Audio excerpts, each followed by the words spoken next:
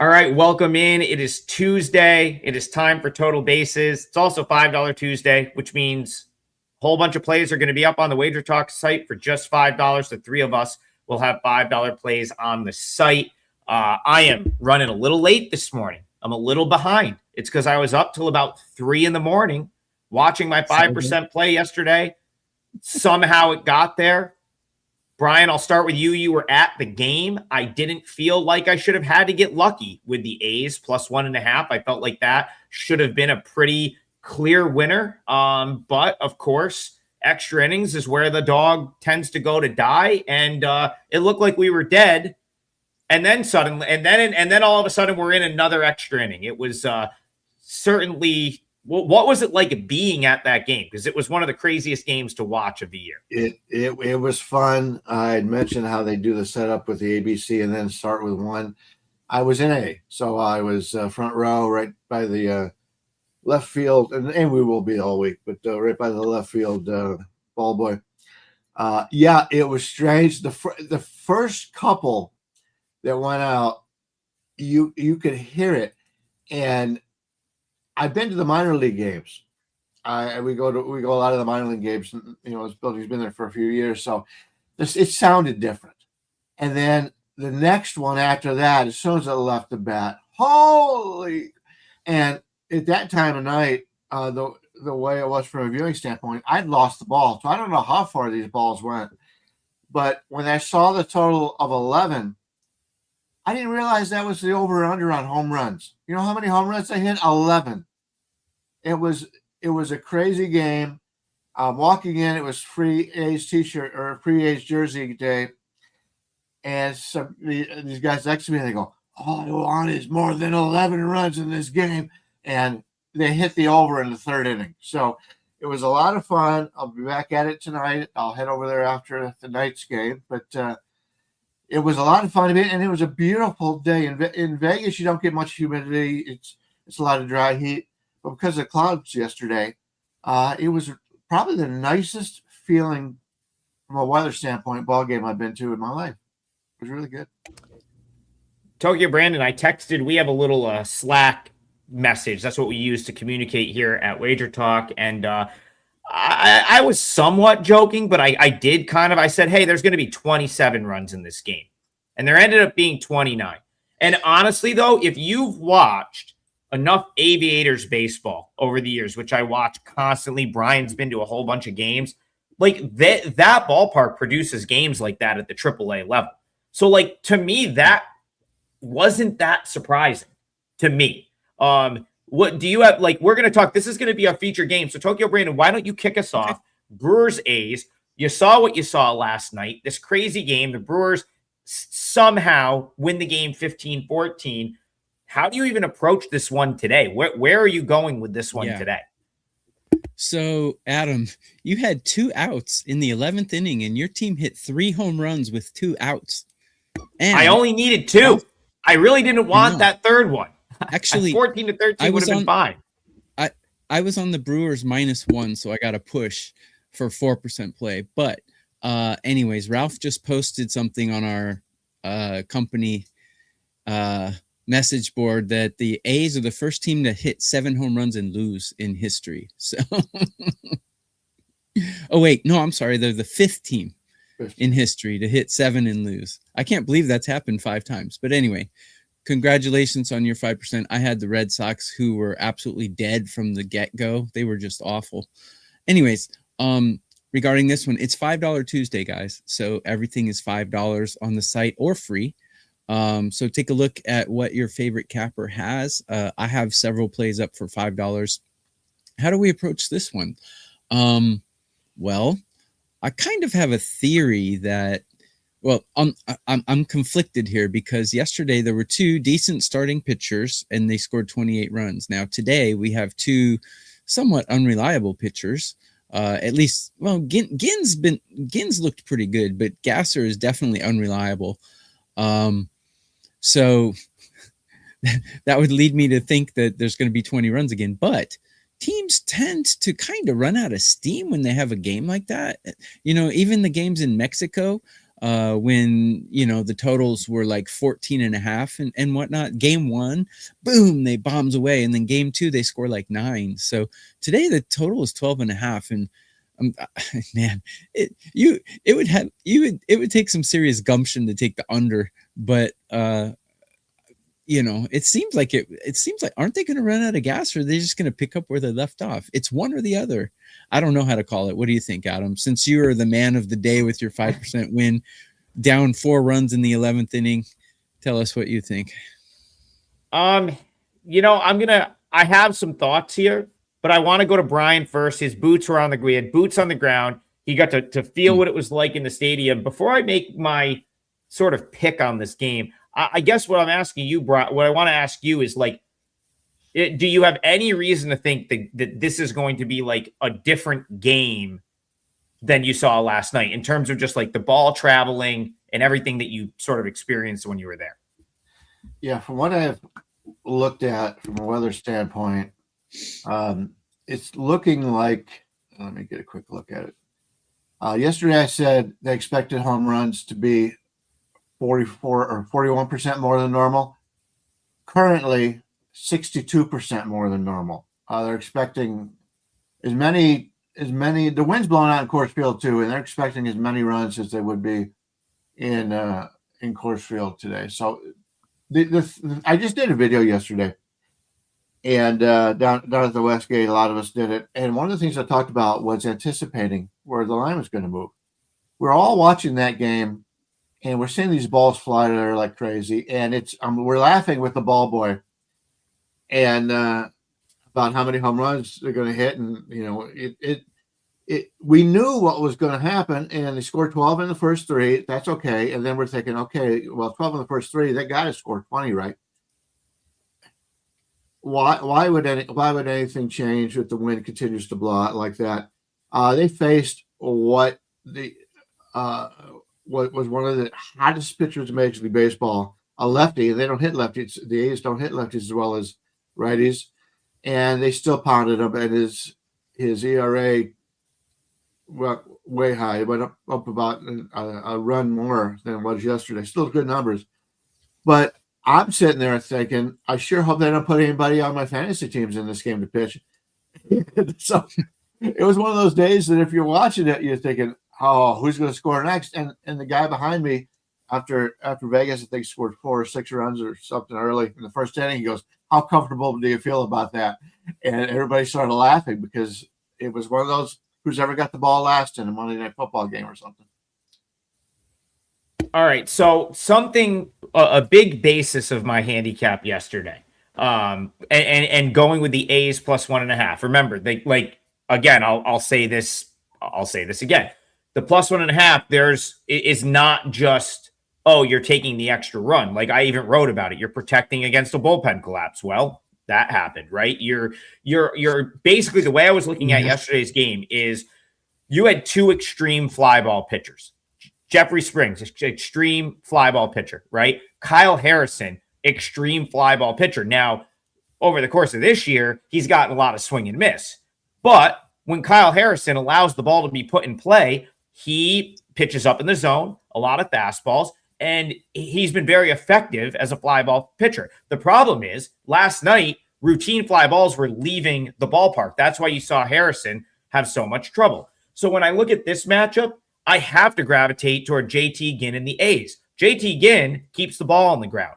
JT Ginn has called this his home ballpark for like 2 seasons now because, of course, JT Ginn spent a considerable amount of time in AAA with Vegas. So I don't think I actually think the A's have a pretty big advantage here. Remember, yesterday, Jeffrey Springs hadn't pitched there much, right? He's a big leaguer. He's a veteran. He really maybe might have had like a rehab start along the way. And I don't even know off the hand if it was in Vegas. JT Ginn's probably made 20 starts in this ballpark over the course of his minor league career. And who do you have coming in? Robert Gasser. He's another fly ball pitcher. He gets a lot of outs via the fly ball. Again, the market has adjusted. We're not going to catch A's plus 1.5 here. So, we still have to sweat out the A's poor bullpen, but I think the A's have like a much bigger edge than they did yesterday. The problem is the books have now adjusted. you have to decide if you just want to take the A's to win. It's certainly something I'm considering, Brian. I lean A's here. Yeah, and I didn't mention this on yesterday's show. Not only has Ginn been in this situation before, so have a lot of these players on this team because they're such a young team.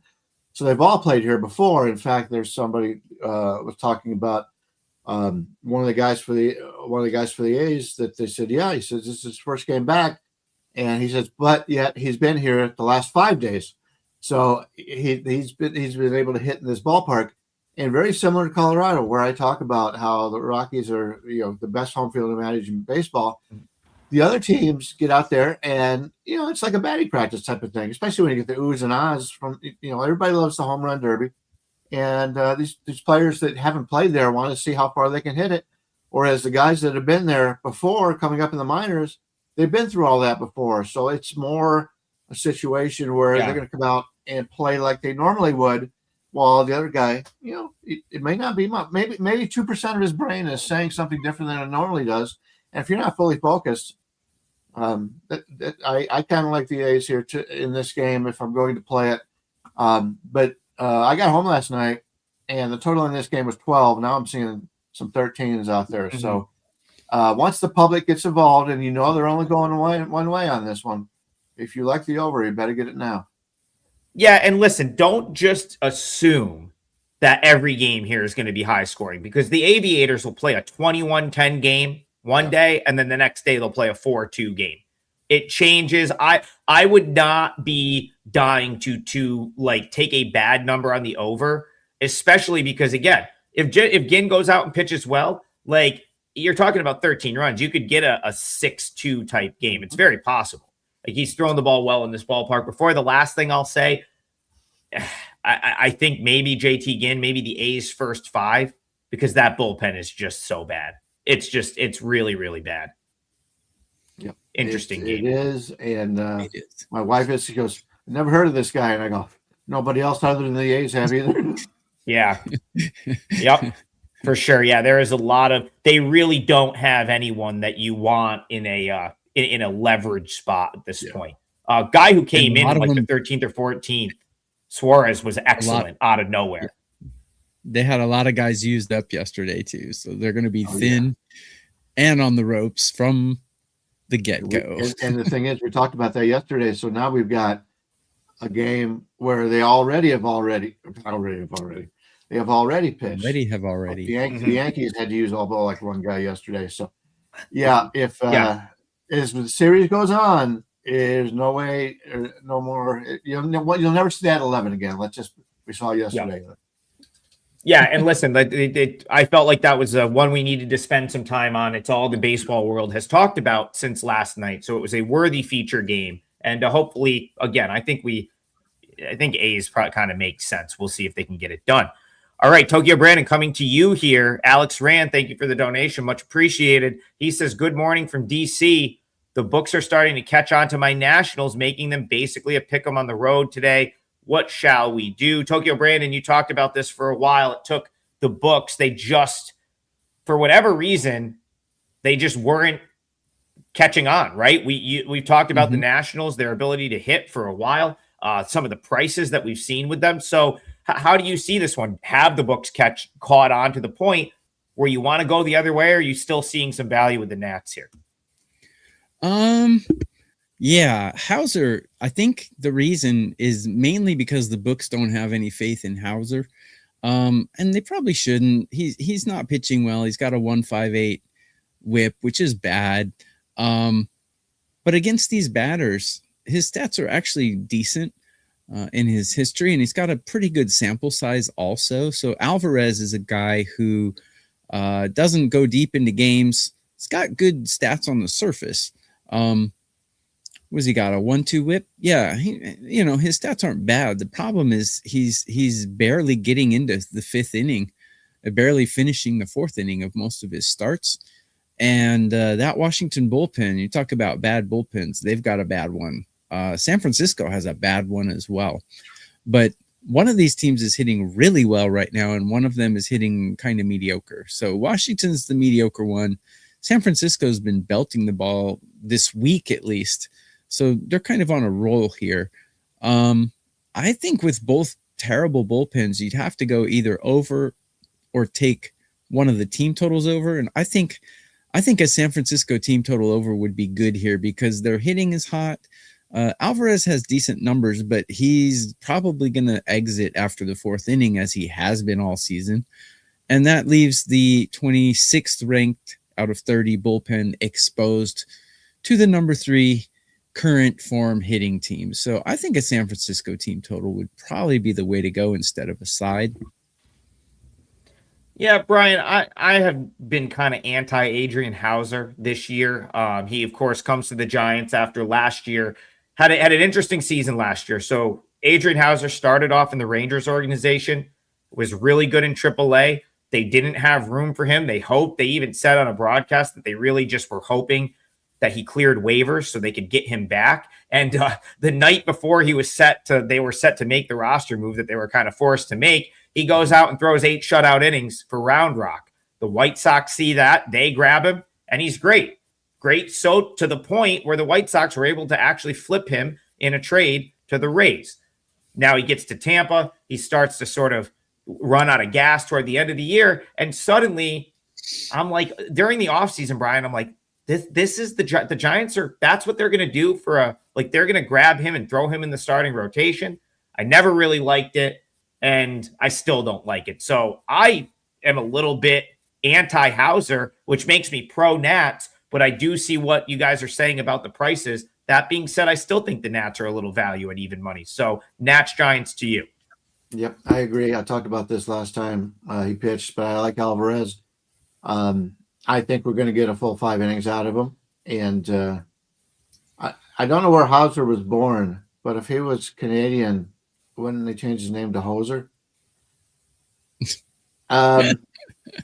Yeah, Hauser. Have to ask Prez. Have to ask Prez that. I don't know. There you go. But Hauser came out of nowhere basically, and pretty much other than that 1.5 year, he's gone back to pretty much nowhere. He's not a guy I'm looking to back. When this game popped up, I said, even though Washington had the big comeback, I said, I still like Washington. I think they're the better team. TB talked about San Francisco's hitting. Well, he did that on the road. This is not a good hitting ballpark. The wind could be blowing out. In fact, it's blowing out very often, and it doesn't matter because it's swirling. So a lot of the runs in this ballpark come because of the bad defense as opposed to the hitters in the game. But, San Francisco knocked the hell out of the ball in the last series, and then they come here and struggle against this Washington team who didn't throw out the best pitchers in Major League Baseball yesterday. So I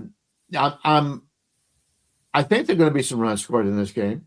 It's sitting there at 8.5, which is a little bit higher than what we normally see in San Francisco. But based on what is going on with the 2 starters and the way that game ended yesterday, yeah, I could play the over here, and I would prefer the Washington team total over as opposed to the San Francisco. Yeah, I kind of agree with that. I think the Nats can score off Hauser. They scored runs late yesterday. The Giants are so tough because they have a lot of talent. There's talent on the roster. They should be better than 27-40. But it's like every time I feel like they have a chance to kind of turn a corner, they play a really good series in Chicago. I mean, they had the game won last night. And so to lose in that fashion, a team that I've sort of said is like, I feel like they kind of, operate off vibes a little bit, right? The vibes are going good. They take back-to-back games in Milwaukee to split that series. That's really impressive. Take 2 of 3 on the road at Wrigley. That's really impressive. Here I am thinking maybe this is a great spot for them at home to come home, get the Nationals. It's a beatable team. And they have them into the 9th inning and choke away a 3-run lead to lose 4-3. So it's like, it's tough to go back to the Giants after that. I think it would have to be the Nats or pass for me, but a tricky game nonetheless. All right, it's $5 Tuesday. Every play on the website is $5. All 3 of us will have plays up. I'm sure the guys have them up already. I have not bet anything to this point. I will absolutely have a play, and it will be a $5 play. Aquadome Champ, appreciate the $5 donation. And Great she name. says, or he says, how about them Tigers? And so let's go ahead and talk about them Tigers. Let me, again, find my, of course, got to find my place here in the, okay, that's right. Okay, I was going to say, off the top of my head, remember, I'm typically, I think I was up till 3 Eastern last night. That game took forever. I wasn't going to bed. Typically not staying up till 3 o'clock Eastern when I have a 9 a.m. Eastern show the next day. But that's we weren't going anywhere for that game. So just running a little behind this morning. Really just not running behind, mentally running behind. God, just could not get out of bed this morning. But yes, it is the Tigers. Comerica Park tonight. Brian, I'll let you start. Twins come to town. And, how about the Tigers? Do they have a chance here? They're playing better ball. Certainly should have a chance against the Twins, but this is a pretty even matchup. So I'm curious how you're seeing Tigers Twins here. Yeah, we're looking at Detroit right now. They're about a 125, 130 favorite with a total of 8.5. I do see an 8 out there, by the way. Bradley going against Melton. Melton's a guy I really like. Hasn't proved it yet. Hasn't had much of a chance. He's still very young. Had some setbacks a little bit, but I like him. And Bradley has been, other than really one start this year, he's been very consistent. He's done very well. And but these teams in the AL Central see each other all the time. And Detroit's the team coming on right now. I talked about that a week, 2 weeks ago. I think there was betting value on them. But I don't know if I want to lay a 130 or whatever, something like that, into this game against Minnesota, who has been very up and down lately. And they crushed sweeping somebody, and then all of a sudden they either got swept or they got outplayed. I'll tell you that in the next series. But I like both pitchers in this, and it is a pitcher's ballpark. We're getting an 8.5, more 8.5 than anything. I kind of like the under here. I like Melton, and he's a guy that nobody knows anything about, and I'm sure TB is going to talk about that in just a second. The unknown factor, but Bradley's got to the point now where he's shown me that something has changed there, and he's back to his old self, maybe even better than his old self, because his old self he tended to blow up a lot and had some walks. So yeah, I like the under in this one. At 8.5, it's a pretty good deal. If I was to see a 9, it may be a big play for me, but I don't think we'll get there. Tokyo Brandon, over to you. I have no idea why my screen is freezing up a little bit. I'm trying to fix that right now. Didn't see any issues with my internet, but maybe the internet's slow this morning too. That's what happens when you're up till 3 a.m. Waiting for the beer league softball game to finish that you decided to bet on last night. But back to today, Twins Tigers to you. How are you seeing this one? Yeah. Before the show on my Twitter X down there, Tokyo _ Brandon, I put up the starting pitcher matchup rankings, and guess who's number 1? Taj Bradley. He's been masterful against these Tigers in his career, and I think he's having a kind of a better season than he has had in the past. So I would expect this good fortune for him to continue. I think he can hold this Tiger lineup down. I have the Tigers, however, currently hitting 9 out of 30. So they're hitting quite well. I mean, they're in the top 1/3. But Bradley has held them down in the past, and I don't see why he can't do that today. So looking at the other side, Melton, don't know a lot about him, but I do know that he's going really deep into his starts for someone who doesn't have a lot of MLB experience. I mean, his first start, he pitched into the 6th inning. His second start, he finished the 7th inning. And his third start, he finished the 8th inning. And he did that all under 100 pitches, which tells me that he is extremely frugal with his pitches. I would agree with Brian on the under, but I don't really trust Minnesota's bullpen. I got them ranked 24 out of 30 right now. So probably a first 5 under would be the way I would go in this one. And then hope that Melton is not just lucky, and hope that what he's shown us is actually legit. It probably is. So it's rare to see someone with very little experience in MLB going 8 innings and 7 innings regularly. So we'll see if he can continue that. But a first 5 under would be the way I would go here. I have no issues with looking at the under. I think Melton's pretty good. This is a guy that the Tigers have always been high on him. Okay, he had a pretty good year in the minors last year. Kind of had an injury that derailed him a little bit. Started this year on the IL. Really, I mean, if you're just judging him off of this season, like he's been really good. The problem, like you guys said, not a huge sample, right? He started the year on the IL, so he missed some of his spring. Basically rehab assignment was pretty quick. I'm just trying to, I think he pitched for Lakeland, which is like A ball, that's low A. So that was basically, like 9 innings in Lakeland was like an extended spring type deal. And then I think he had one very short, quick relief, like couple inning outing for the Tigers, like 2 innings. I think he started the game, but he was just like in and out, which you'll see from a rehab standpoint sometime. Point is, like, they must have kind of been like, oh, okay, we've seen enough. We're good. We know we're going to need you. Because remember, he made his debut. He made his 2026 debut a couple weeks ago at the end of May. And the Tigers were really sort of desperate for starting pitching at the time. So it's almost like they saw what they needed to see. And what he's done at the big league level so far this year has been fantastic. 5 2/3, 1 run against Baltimore. 7 innings of 1-run ball against a very good White Sox team, a team that, has hit, no problem. And then 8 innings, 2 runs, 4 hits, 5 strikeouts against the Rays, all 3 of which came on the road. And now he's at what I would consider a more pitcher-friendly park in Comerica. The wind is blowing in a little bit. I kind of like the under, and it would probably be Tigers or pass for me because I think right now they're still the better team. They get Gleyber back. They get Kerry Carpenter back. I don't know that you want to just be fading the Tigers right now because they're still getting priced as a team that was banged up for a while. And they've got some key guys back. And you know what? Melton is kind of one of those guys. Like he looks like one of their better starters. So it's Tigers or pass, and I can't talk you guys off the under.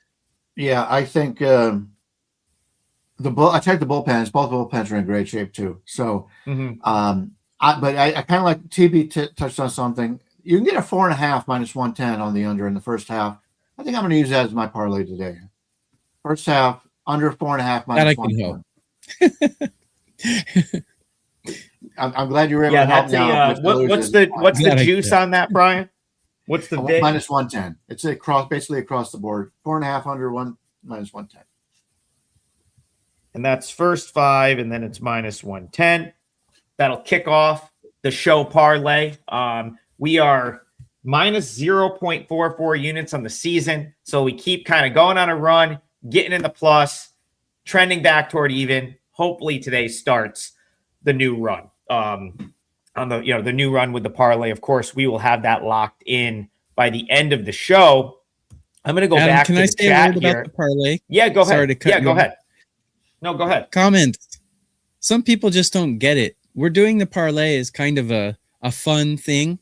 And people are like, you guys can't be real cappers throwing minus 160s, minus 140s into a parlay. We're not actually betting this, you guys. It's a fun thing for the show to see how we end up at the end of the year. But our professional plays that we give to clients would never be these plays that we're putting in the parlay. So please understand that. TB. Now listen, here's the thing. Sometimes they are, and I'm not ever giving anything in the parlay that I don't think has merit. But like Tokyo Brandon is saying, this is just something that we're trying to give out some picks on a show, right? Our best pick, like are the plays that we're betting, all 3 of us. We sell them at WagerTalk. This is a free show. We all run a daily handicapping service on the WagerTalk platform. The only place you'll ever find picks from the 3 of us are on WagerTalk. Now, do I come on this show and give out plays that I'm betting on occasion? Of course. If I Yes. have extras, I'll always do it. Hey, on a day like this, I haven't locked anything in yet. The play I give out might be the play for clients. But like, yeah, like the goal, we're just challenging ourselves. Hey, can we get to the end of the year hitting playing a parlay every single show? Yeah. And can we come out ahead? Last year, we ended up like 5 units. We did it for 6 months. Listen, we turned a profit betting a 3-teamer. Everyone's like, oh, you can't make money betting parlay. Sucker bet, sucker bet, sucker bet. You're probably right. But we still came on the show and bet 6 months worth of parlays and finished ahead. The point is, we're just trying to share good information. It is a little bit just of a fun, lighthearted thing for the show. That is what the parlay is. If you're serious about betting, if you're serious about trying to make money doing this, that's what's at WagerTalk. That's where you go for the picks. That is where every single play I'm putting at WagerTalk, I'm betting my own money on, and it's not a small amount. And I'll leave it at that. And the other boys are as well. So again, the parlay that's going to open up the show parlay, Brian is going to go Twins, Tigers, first 5 under 4.5. And again, we are going to go back to the chat. And this is a very interesting comment. Let's get Mike S in here. I thought the same thing when I saw this morning. And I'm going to go to Tokyo Brandon. I'm going to go to Tokyo Brandon. Mike S says, imagine being told a month ago that Lauer versus Skeens would be a pick'em. I'll ride with Pittsburgh. Bats are better at home. Skeens, underlying stats, and I don't even think just his underlying stats. I think just Skeens in general, it's very apparent, is still elite. Tokyo Brandon, to you, Skeens is cheap, but the Pirates, I think this is tougher than just like, I don't think it's that cut and dry. But that being said, you got to be interested in Skeens at that price. How are you seeing Dodgers Pirates? So, guys, it's $5 Tuesday, which means every capper at WagerTalk, their bets are $5 as long as it's not a 5% play. So generally, everything is $5 or free at WagerTalk.com. Even our 4% are huge percent plays as well. So go to WagerTalk.com and see who's got something for $5. This is a cover the logo and look at the numbers game. And if you cover the logos, you'll see that the Pirates are actually hitting better than the Dodgers in current form. The Pirates bullpen is outplaying the Dodgers bullpen in current form, thanks to Tanner Thought. And Skeens is a much better pitcher than Lauer. There's nobody who can argue with that. So Pirates are nothing. I mean, come on, they're the better team. At least right now, they're the better team. The record says different. But we've talked about this in previous shows, especially with inner city rivalries and stuff like that. But the little brother takes this stuff a lot more serious than the big brother. And the Dodgers are just trying to skate their way through the regular season and make the playoffs. The Pirates, making the playoffs would be a big deal for them. So these games are big. And look, there's a couple ways to approach this. This is the great thing about MLB is there's so many bets you can make. If you don't have faith in the Pirates winning this game, you can take when a team is underdog or playing a really good team, their team total is going to be very low. So the Pirates team total is 3.5. I think that's a good play. Their first 5 total is 1.5. I think that's a good play to the over because the Pirates are hitting number 9 in MLB right now. They're not, they're not mincemeat, and they're playing a pretty poor pitcher with a very average bullpen. So cover the logos, plug your nose, do whatever you have to do, but that's how I would approach it.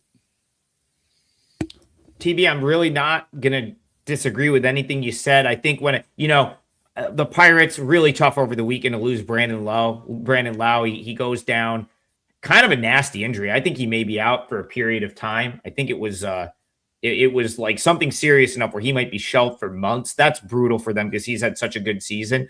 But like even with that being the case, of course, Connor Griffin's been on the IL as well. But even with that being the case, I still kind of agree. Like this is a big deal for the Pirates. It's Skeens. It's a home game. Dodgers coming to town.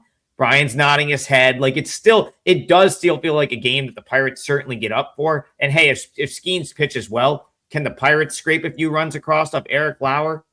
I don't see why not. So yeah, Pirates for me too. Brian, how are you seeing this one? I agree. It's either the Pirates or the under. If Eric Lauer's a guy who just a couple of weeks ago was out of a job. Toronto wanted to take him out of the starting rotation. He didn't want to go out of the starting rotation.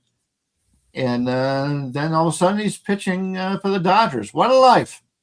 And I agree. I like Lauer better than a lot of people do, but he's been very inconsistent, and he's had adjuvenation in the latter part of his career. So you kind of like that as an older guy. So, Pittsburgh. I haven't seen attendance situations, or whatever, but this is a huge game for Pittsburgh. Not only are you playing the Dodgers, you're doing it on a season where you're fighting for the playoffs. That's not something that Pittsburgh has seen a lot. So exciting game. The fans will be excited. Their home team will be excited. Will the Dodgers be excited? I kind of like Pittsburgh. I kind of like the under. Let me say one quick thing, Adam. Sorry to jump in, but no, go ahead.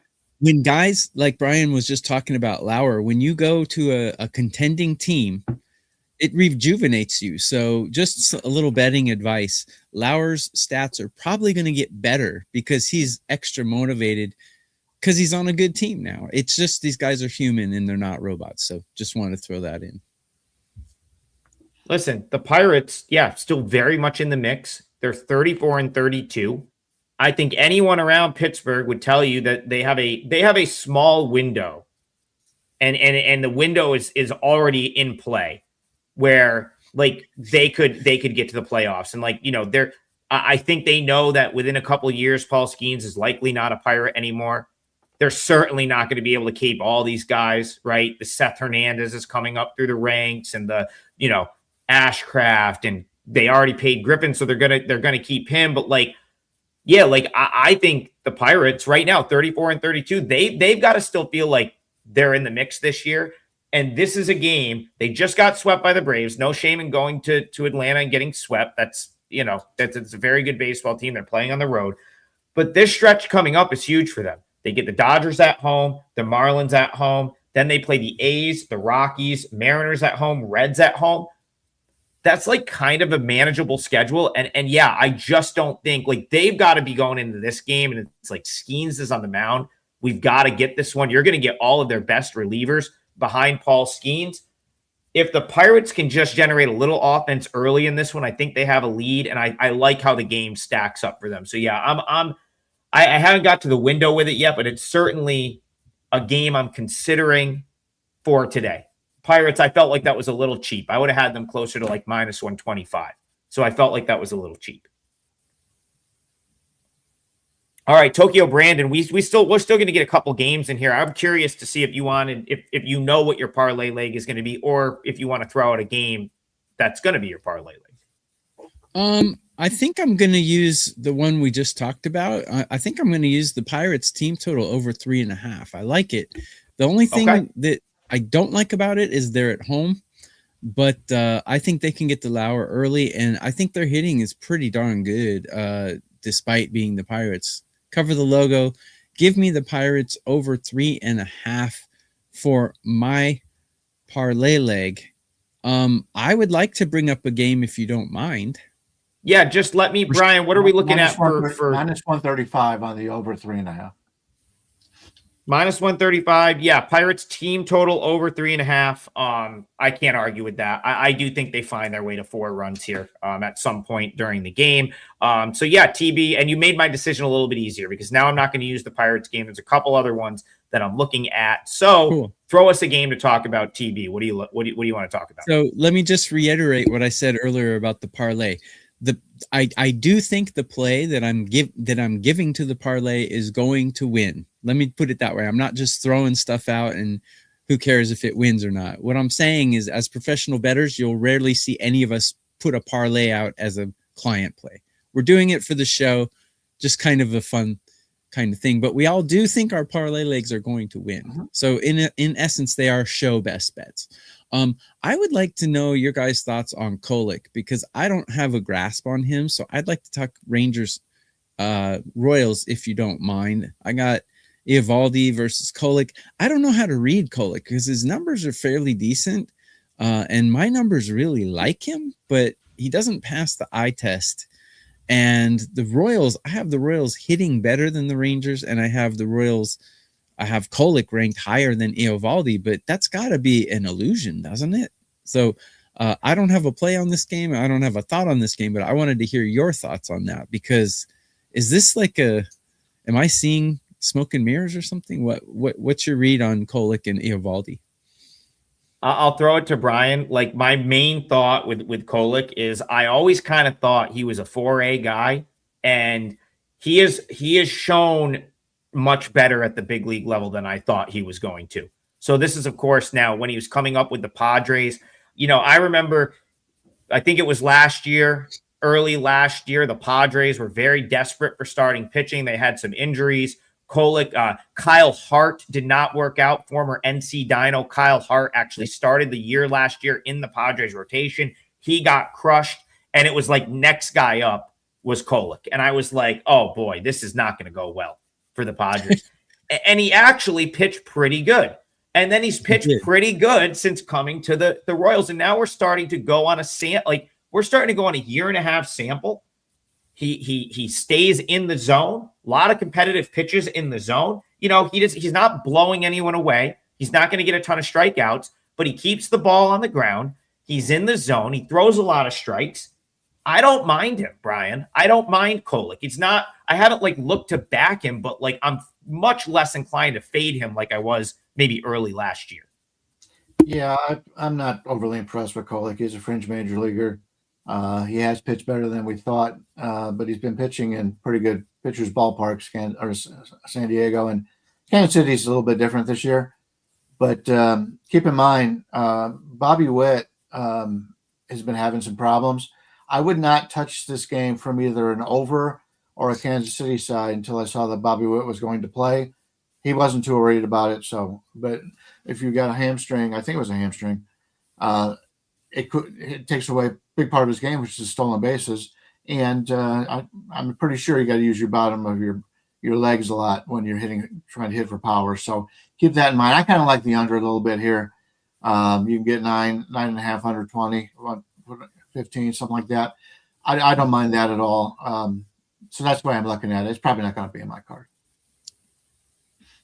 One thing I will say, I don't think Kolek and Eovaldi are close. I think Eovaldi is much, much better from a if you're asking me which of these two pitchers do you give a big an edge to? To me, Eovaldi is clearly the better of these two pitchers. I'm just saying that I see maybe what the Royals saw in Kolek now, whereas last year, this would have been I would have auto faded him. He was an auto fade for me last year when he got to the big leagues with the Padres. I'm just saying that I'm not as much of an auto. I'm not looking to just immediately bet against him at this point. But I'll tell you what, I don't like the Royals. I don't like this Royals team. This is a game I'm going to go look into a little bit further. Would probably be Rangers or pass for me. I'm still not very high on this Royals team. And I think Eovaldi is much, much the far superior of the two starting pitchers. All right, I am going to, first of all, Freebird in with the donation, much appreciated. He didn't give a game, so I will give a game. We have not talked about this game yet. It is going to close out our 3-team parlay. I want to go to South Florida, Diamondbacks, Marlins. The game I'm looking at here, I do have my Marlins hat on. It was really not planned. I just didn't have time to do my hair. That's how late I was running this morning for this show because, of course, I was up till all hours watching that A's game last night. But since I have the Marlins hat on, it's only right that the Marlins close out our parlay here. Marlins on the money line. If this was a little bit cheaper, which I think it was at one point, and it may come back. If the Diamondbacks take money throughout the day, you might see this on the client card. That's what I'm talking about. It's early in the day. We have all day to make a decision. So I'm giving you a play that I'm absolutely considering. I'm absolutely looking at.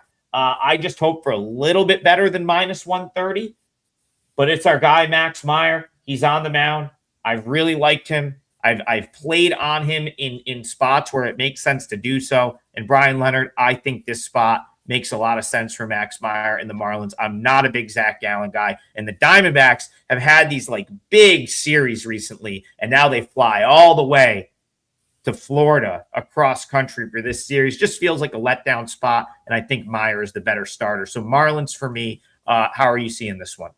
Can't disagree. If I'm playing, I'm laying, as our friend Ted Savransky would say. The bullpen for Miami got a lot of work on Saturday and Sunday, but having the day off helps that a little bit. But still, Bender has thrown 46 pitches the last 2 days, or 2 out of 3 days. Excuse me. And Pete Fairbanks has not pitched well. He's their closer, but he has not looked good so far. So that's some concerns. But overall, this Miami bullpen is starting to come around. They've got some good arms in that bullpen. And, they brought up Ryan Gusto that you remember from Houston. And he's the guy that I think has got to prove himself. He looked pretty good in his first time out there, but he's like a long reliever. And Luke Bishar has filled in with long relief. So I like the bullpen here for Miami as it's going. I don't know where it rates on TB's stat sheet, current sheet, but I do like it. Not a huge fan, as I've said in the past, about Gallen, and the travel situation is definitely something to keep in mind with Arizona. TB, jump in here. How are you seeing this game? How are you seeing the bullpens? Yeah, neither pitcher. It's $5 Tuesday, by the way, guys. Go to WagerTalk.com. Everything's $5 or free except 5% place. Miami leads every category according to my numbers. And Max Meyer has looked great. I think Gallen's a little washed. I'm sorry to use that word, but I think the Diamondbacks have a couple of guys who are a little past their prime, and Gallen's one of them, in my opinion. Max Myers looked great. He did have one start against Arizona where they blew him up, but in his career, not this season. So, man, I got Max Meyer ranked 9 out of 30 on a curve of 30. I've got Miami's bullpen, though. I got him pretty mediocre, ranked 16 out of 30. But Arizona's bullpen right now is ranked 23. So, Miami all the way. I mean, hitting also. I got Miami 8 points higher than Arizona on current form. Miami or nothing here, in my opinion. Yeah, Zach Gallen, bottom 10% in expected ERA. His expected ERA is 5.45. Bottom 5% in Major League Baseball. Expected batting average is 298. That's bad, okay? If you have a starting pitcher and their expected batting average is 300 or more, that's bad. That's like league worst type bad in that metric. Doesn't strike anyone out anymore. Like very, very few strikeouts for Gallen. Bottom 10% there. Doesn't have much in the way of he's not generating a ton of swing and miss. He's getting hit hard. I guess the one redeeming quality for him is he can get ground balls and he maybe can wiggle out of jams. He still doesn't walk many, so he's going to be around the zone. But this Marlins team, they have some upside offensively, and I do think their bullpen's underrated. I've said this a couple times. They have all these guys they don't have great big-time leverage arms where it's like, hey, 9th inning, we've got a great guy to be out there. But what the Marlins do have is a lot of these guys that could come in, give you 2-3 good innings and do it kind of consistently. So I think their bullpen is underrated as well. I like the Marlins here. Brian, what am I looking at? Minus 130? Is it that high? Did it go higher than that? No, it's a little bit better than that right now. You're probably a lot of 125s out there. That's probably the dominant number right now. Marlins minus 125. It is there is a good chance that makes my card. I'm going to go reassess after the show. It hit as high as minus 130, minus 135. If that Diamondbacks money creeps back in and we can get this in the 120 to 125 range, I'm probably going to be on the Marlins today. And so there you go. I gave it out on the show. That is the show. We have reached the finish line. Our 3-teamer today. Remember, it's $5 Tuesday. Check out all of our pages and all the handicappers at WagerTalk. It's a great day to browse the site, just see the different styles of handicappers on the site. All the plays are $5. And we've got a 3-teamer for the show. I am going with the Marlins minus 125 full game side. Tokyo Brandon is going a full game team total. Pirates over 3.5. That is a full game team total. And Bryan Leonard's giving you a first 5 total. He says first 5 under 4.5 Tigers Twins. So one more time, that's Marlins on the money line, full game. Pirates full game team total over 3.5. Tigers, Twins, first 5, under 4.5. It's about -110. That is your show today. $5 Tuesday. Once again, check out the Wager Talk site, and the three of us will see you guys at 9 a.m. tomorrow for another episode of Total Bases.